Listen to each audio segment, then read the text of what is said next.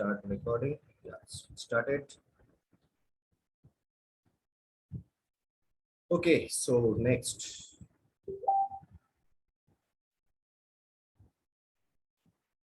So next is basically our exploratory data analysis. Why it's called exploratory data analysis? Because it's you need to explain. Okay, you need to explore whatever you say. Because without explore, you can't explain. Now, how you will deal that? You need to deal with that with data analysis. You need to, because you can say you are the data analyst after completing this one. Now, here you need to think about, we already know, correct, those vector we already learned last day. We saw like what is like point, scalar, vector. So those things we are going to use over here. How? Let's see. So first, let me open this link. What is it saying? Seriously. Yeah. This is iris flower dataset. Okay. How it's look like this iris flower. See, three kind of iris flowers are there. Okay. Setosa, it's look like this. This is called versicolor, and this is called virginia. Okay. So we will deal with this data set only. Okay. So it's called like settle length, settle width, petal length, petal width. So what are those? You see those small things, correct? This one you can see my mouse, correct? Mouse movement. So this one is called settle or petal. Let me see once. Okay, and this larger one is called, like, one is settle, another one is petal. Now which one is like small and large, that I confused. Let's see. Mm, yeah, see, settle length, settle width, petal length, petal width.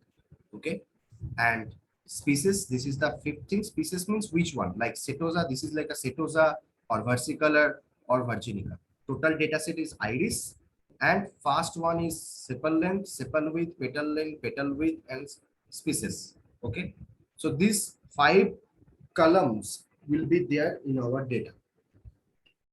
Okay, then nothing is there, nothing else is there. Let me see which one is which one. So I totally forgot. Settle length. Okay, let's go to image, iris flower, settle length. Yeah, see, got that. So it's saying the larger one, okay, the larger one is sepal or settle, and the smaller one is basically petal. Sepal is the larger one, a smaller one is petal. Clear up to this? Okay, let's jump over here. Now, before you start anything, any data analysis, you have to understand about the data. Okay, whatever the things are correct, because no one will just give some random data and say do some data analysis, correct? So that person obviously going to describe you that part. So don't worry about that. They will describe you, whoever is coming with those data to you. But after that, it's your job. So suppose I got this data again from like this Kaggle only, or it's free. Like this iris data is free in the market only. If you just search, you can get that. So it's saying a simple data set of learn the basic 3 flowers of iris species that we already talked. 1936, Ronald Fisher, it's actually created this data. Objective, classify a new flower as belonging to one of the 3 classes, because means they will give you, means suppose you are creating a machine learning problem, classification problem. So they will give you sepal length, sepal width, petal length, petal width. Okay, and you have to detect what is the species name. Okay, then how we will do that? Without machine learning, through this data analysis only, how you can do that? So then the importance of the domain knowledge that we are right now gathering. Why use petal and sepal dimension as feature? Okay, because that's the dimension, correct? So and sepal and petal, these things are actually available for ISD's data flower on. Now, why do we not use color as a feature? So these kind of question you have to reply. Okay, so let's see. So we will deal with same. We saw Panda, we saw Seaborn, okay, Matplotlib and NumPy. So Seaborn and Matplotlib is basically for chart, and Panda and NumPy we already practiced in our last session, day 1. So first thing we are doing, we are reading our ID CSV file. Then how many data points and features are there? If this is the question, you can easily respond 150 by 5. Why 5? Again, think 5 column, 150 row, 5 column. Sepal length, sepal width, petal width, and spaces, total 5. Then what are the columns name in our data set? If I need to see sepal length, I just answered. You can check like this way also. Now I need to describe. I need to describe about individual column wise. So see, total count 150 because we already saw in this shape, correct? Now unique, here 3 unique values are there because we already saw there are 3 kind of flowers are there, correct? Setosa, virginica, and another one I forgot, that we will check again when we will do. Oh, versicolor. Setosa, virginica, and versicolor, 3. So that's why 3. Topmost is basically Setosa. This full data is normally distributed. How we can say? Because see this frequency, it's saying 50, correct? So 50 into 3, that's mean 150. Now, what is the mean value? Obviously, this is my categorical feature. Why? This is name. There is name, no number is there, this species. So that's why no values are coming. So this is called categorical features that we will see at machine learning, how we will deal with this categorical feature. But about this point, we can easily think about like what is the mean, standard deviation, minimum, 25% percentile. How, what are those values? 50 percentile, 75 percentile, maximum, all those things with a single command only you can get easily. But if you don't know about statistics, obviously you can't read this data. But if you know statistics, this is very easy. And from here only you can, give multiple questions answer. Now over here, how many data points for each class are present? Simple. Just check. We just speak, correct? We just spoke about that part, like 50, because the frequency is 50 is giving. So you can calculate like this way also. Simple.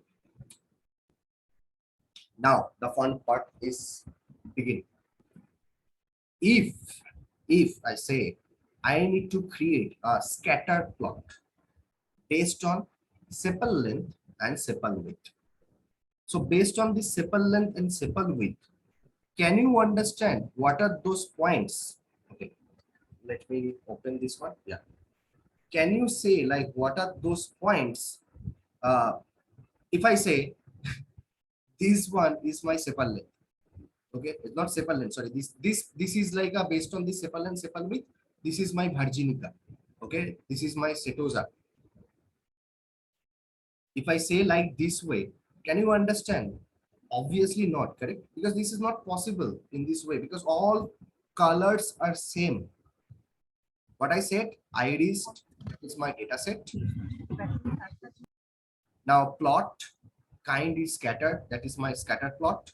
Based on sepal length and sepal width, I need to create. But I can't create a class level or flower type. I can't define because all the colors are same. So what I need to do, I will use instead of, so this is my matplotlib. Okay, instead of matplotlib library, I will use Cebron. And in the Cebron, I am saying that hue means a color range. That color need to change based on species. Okay, then same sepal length, sepal width, based on that I am showing. Now, when I saw this one, this is now see, this is very understandable because this index is also there. So this is, so you from this diagram only, this scatter plot, you can easily say, so from this diagram only, you can easily say my maximum setosa flower is here. So one outlier is there. That's okay. This one outlier, that's I can remove easily. This part is my virginica. This part is my versicolor. But you can't say about this part because here the things are mixed, correct? So you can't differentiate through this chart, scatter plot easily. So this is very difficult. Then what is the other thing? So see, whatever the point I just spoke, those are my observation. So fact, when you are creating or doing exploratory data analysis, this kind of question or comments and use observation individual stepwise is very important. Okay. Now, if I'm creating a 3D scatter plot, then what will happen? So I'm not defining in my over there only. So I'm just using a library that is Plotly. So see, this is 3D scatter plot. So over here also, if you try to define, see this one is coming totally separated way, correct? This setosa, this is very easy. This part also coming as a virginica, this one as a coming versicolor. But again, just see what is happening. Like you, like if you are coming very close, then only you can see. But this is not the way to, when you are explaining to someone, correct? Because you need to move so many mouse point movement and other thing. Then only you can say. So again, my observation need a lots of mouse interaction interpret data. So we already saw 2D things we can easily define through scatter plot or maximum in 3D. But what about 4D, 5D, n-dimensional data? How you can visualize those part? Because in this data set, we never ever compromise petal length, petal width, or consider, not compromise, consider. But we just consider sepal length, sepal width. But what about those two other points? Maybe based on those two, the things is totally different because here we can easily differentiate. Maybe whenever I'm mentioning petal length, petal width, which is the scenarios will totally change. So for that, another plot is there that is called pair plot. Okay. So pair plot is basically pairwise. Means you have to think like this way. How many data points we have? 4. And another one is my species, correct? So it will create 4 column and 4 row. Okay. Now, if you are just focusing on this part, see here I am taking all the data. Here I am not mentioning any data points. Okay, all my columns or feature I'm not defining. Now based on this only, you can easily get an idea. If you see this above diagram, okay, over here, in this part, okay, what is happening? Okay, means this part, above part, you need to focus. Now if you are focusing, you can easily understand from this diagram. This is what? Here it's coming sepal length. Here is coming sepal width. So this is my sepal length, sepal width 2D scatter plot. Okay, this is my sepal length along with petal length 2D scatter plot. This is my sepal length and this is my petal width 2D scatter plot. So like this way, each and every diagram is there. Now, which one is good? Here I can define say setosa, but again it's a mixture.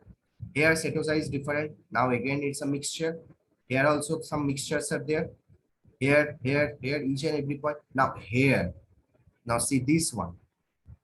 This one you can see, this is coming so good. This setosa totally separated. only few, like very small number of points are there that is overlapping. Otherwise, you can easily separate. So that's mean my most valuable two feature or two column on those all the datas, that is petal length and petal width, not settle length, sepal width. So from this pair plot, you can understand what are those features in your data is so much important. Okay, easily. And now this is not a limited for 4D data. You can create 5D, 6D, 7D, not more than like 80. Don't do that. I will suggest like not go beyond 4D. It's too complex and graph will come slow, like so small. Otherwise, this is possible. In future, we will learn like from ND to like 2D, 3D, how we can actually convert to, dimensionality reduction, like through PCA. Okay, that we will learn later in machine learning. So again, I just mentioned all the observation points like this way. And last thing, we can find the lines and if-else condition to build a simple model to classify the flower types. Simple model means you just think if I can directly say whatever the points are there, 0 to in between is 0.5, okay, in petal width, and within 1 to 2 as a petal length, whatever the things are coming, that is my setosa. So like this way, some condition only, I can easily classify all the points. So we saw about 2D, 3D, and 4D, correct? 4D is not possible. That's why we created multiple scatter plot in a dimension and created that. Now, for histogram, what is histogram? If I create a histogram of this thing only, like count, if I need to check. So in 1D, correct? In 1D, this is not possible to understand. See how you will understand? Not possible. So that's why 1D scatter plot we never ever used. Okay, because there are multiple overlapping, like lots of overlapping points are there. So what we will do now, we will create based on petal length. This is what now see, this is histogram I'm trying to create. Now I'm trying to create a histogram only, but in a different way, based on one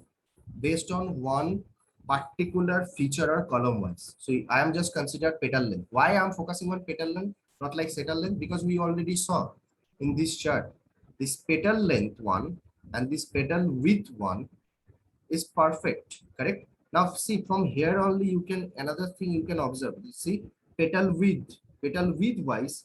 So like this way you can segregate, correct? So that's why over here we are just focusing on petal length. See the same diagram what we saw. And this curve, this line, we already know this is what my KD, Kandel estimation, correct? But when we are creating facet grid, we no need to mention that, it will by default give you. Okay. Now see this one again, from the petal width, I can directly create like this way. So I can say again, it's improving because the gap, the overlapping things are reducing, correct? Now see, sepal length, obviously we can't use, correct? From here only you can directly say too much overlapping. So you can't create a classification model. You can create a if-else condition over there. So sepal width, here to means leave it. You can't not even use this one. Now point is, then what is my probability density function? Okay. And what is my cumulative distribution function? That we will see. Okay. So this PDF and CDF, okay, this is also part of, you can say, probability, okay, based on your frequencies. See here, this diagram, okay, what we are doing, we are created a histogram only in a 1D, okay, but we created bins. Bins means you can treat as a bucket, okay, and we are just checking based on PDF and CDF if I need to define how things are coming. correct? So before I move on with this PDF and CTF, okay, I am stop recording this meeting because this is the part one. In part two, we will discuss now forward the complex part.